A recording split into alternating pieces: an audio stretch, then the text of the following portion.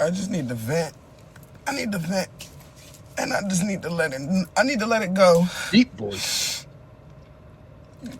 I need to let it go. I need to know whatever knows is being told to me is all in the best. It's all for the best of my children, for the best of me. It is for my best interest. But I just need to know, why is it so freaking hard?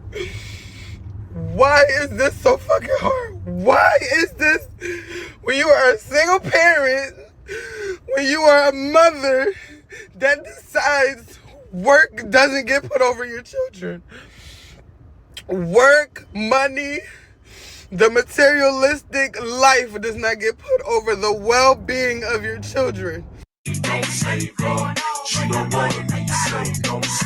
Listen here, Bonquisha, I don't disagree with you. All right. Being a single mom is a completely unnatural position. It's almost like being a prisoner in a prison. It's unnatural. You don't, you shouldn't be doing it.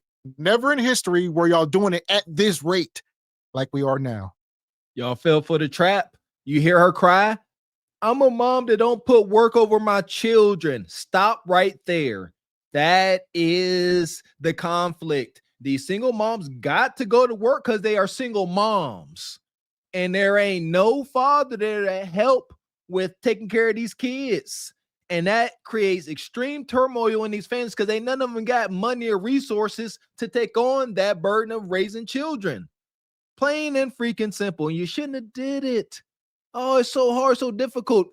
As a father and a husband, I know what she's going through. I know how many times I got to save my wife from our terroristic toddlers. Y'all moms got it. They be on y'all. And I just walk out like, sit down. They go and sit down. And she be like, thank you so much.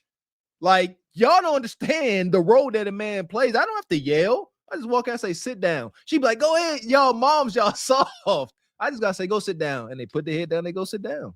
Relief. Right? But why, when you get an opportunity, when you get a chance to thrive, why cannot your own people, why cannot your own community, why can they not? Why can I not be the village they know you need? They clearly see that you need this. Why can they not just be there? You a lie, and the truth ain't in you. This is how we got here. Y'all say, how did we get to this position? Because of that thought process. Y'all keep passing down destruction. The one woman said it the other night. She said, when I was young, I used to babysit. Now that I'm old, y'all won't watch my kids. Y'all keep trying to, no. At some point, somebody got to get married, and this trauma got to stop. Y'all can't keep putting burdens on the grandparents and the aunties and the cousins and your sisters and brothers. No. Exactly. They fell for this lie of unconditional love, Mr. X. Oh, my aunties, my mama, grandma, oh, they love me. Until you bought this child, this wonderful child, which subsequently is another bill, a financial burden to y'all. If it wasn't, you have all these seeds. That's what this all about. Financial burdens. The grandma can't help because she probably still got to go be a greeter at Walmart. Big Daddy got the gout, flaring up all crazy. Everybody dispersed. She in jail. He in a halfway house. And now you want to cry. Ladies, this doesn't have to be y'all. This ain't got to be now. One another young sister that's childless. Take heed to the warning. I have daycare. Finally got daycare. Finally have it to where it's set up. Finally got it to where I can work 7 a.m. to 4 or 5 p.m. That should be good enough. But of course, it's not. Oh my God. Oh, Allah. I just need Allah to take it. I just need God to take it because I know. And stop. You up here, alhamdulillah. We ain't doing that, Bonquisha. Seriously, I don't care what you worship. Don't put this on them. All right, they gave you the strength. They put air in your lungs, breath in your body. They gave you the ability to walk and talk and see. They gave you all this. Where do you think that come from? That's God's plan. And you want more and more and more. Shout out to Farrakhan. God is not cruel. He is not. Dang near is my understanding as of today. Every holy book touches on how to bring kids into this world and how to rear them. Everyone. I guarantee it. You ain't about to find damn book that loves their people, that's telling them how to proceed forward with wealth and legacy. And they say, hey, if you want to, you can raise a kid by yourself. It's pure insanity. How do you know it's pure insanity, Mr. Walker? Look at the subject on the screen, praying to Allah with a forearm tattoo. Stop. Just stop. Stop. No, I know he just told me no because he is about to open a building. I know he just shifted the dynamic because something greater is happening in the works that I can't see. I know that. But to these people, it's just like, why? If you see a mother, she tells you she could do this. She has this time. She has this. She is only available for this time, but she can dedicate her time to the time that she has. She could dedicate every hour, every minute, every second of those hours. She could dedicate to y'all, to your company, to your organization, to better her brand, to better your brand. She could dedicate herself.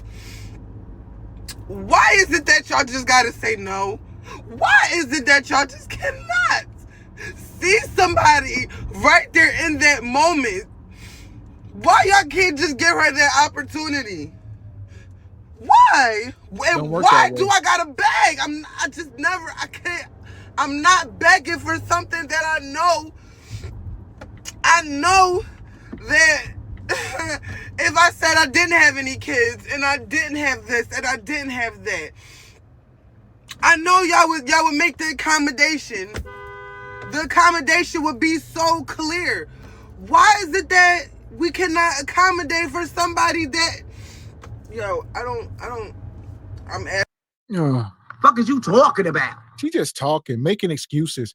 This is where you just bring the younger women in the room, and this is a cautionary tale. There's no way you don't see this as a childless woman and say, you know what, I'm going to protect my womb. I'm going to do this thing right by any means necessary. She said if I didn't have these kids, they would make accommodations.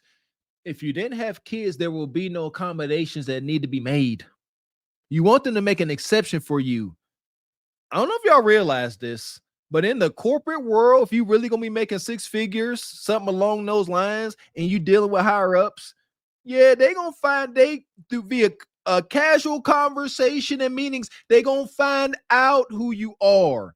I couldn't imagine them finding out you a single mom. That y'all got to understand, it's cold out here. Being a single mom to some degree shows that you don't handle your life properly. You don't make the best decisions. And you really think they're going to put you in charge of acquisitions and mergers, and they can observe that you don't make the best decisions for you or your offspring? Yeah, shout out to all the single moms by choice. Yo, wow. Asking questions that I'm never going to get answers to, because respectfully, it is not for me to gain that. It ain't for me to gain the understanding, the overstanding, the understanding, because I know when I get in that position, when I get to that space to give somebody the opportunity, I'm going to remember, I know that I had these hard times. I know I know that I'm gonna need somebody. I gotta be somebody that has to give grace, that has to give someone the opportunity, the chance. I know I have to be. Because of these moments right here. These single moments right here, these spaces and times, this right here.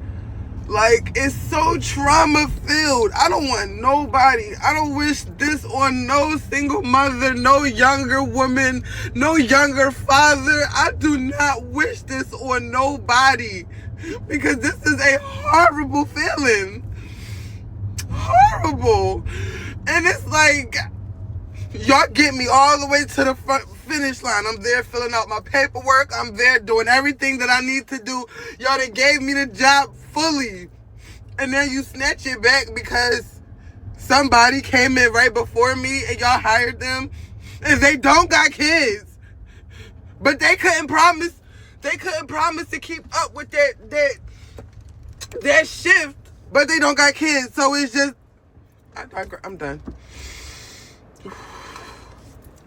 I'm gonna call y'all back. I honestly need a moment. I gotta get myself together. I'm gonna call y'all back. I mean, here we go. Two things is true. All right. The person probably was cleaner cut. They probably articulate themselves better. They probably came in here, didn't smell like weed. Let's just call it what it is, Bonquisha. So you walked in the interview and they was desperate. They had no choice.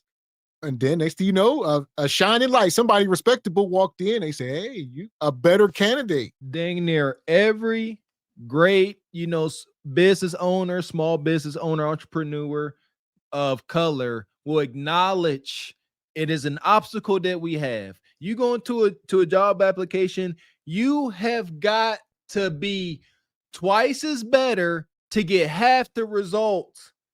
And I mean, we acknowledge these things and we move accordingly. Just to be transparent, when I worked at Honda, I was the only melanated person there. And the only reason I got the job because I knew the owner. He was our biggest sponsor at my college. He's our biggest booster. So we knew him personally. And so I got the job. Other than that, you ain't getting it. But you don't sit here and complain. You moving the way through. You know what you want in life, have an aim, and you move towards it. Shout out to 50 Cent. Be successful or perish in the process. Man. Straight like that, straight like that, straight like that, straight. So as far as Bonquisha, to the sub, sister. Yeah. Respect to Allah. The passengers of the doomed Titanic sub spent their last moments in total darkness looking for bioluminescent creatures out of the small window and listening to their favorite music.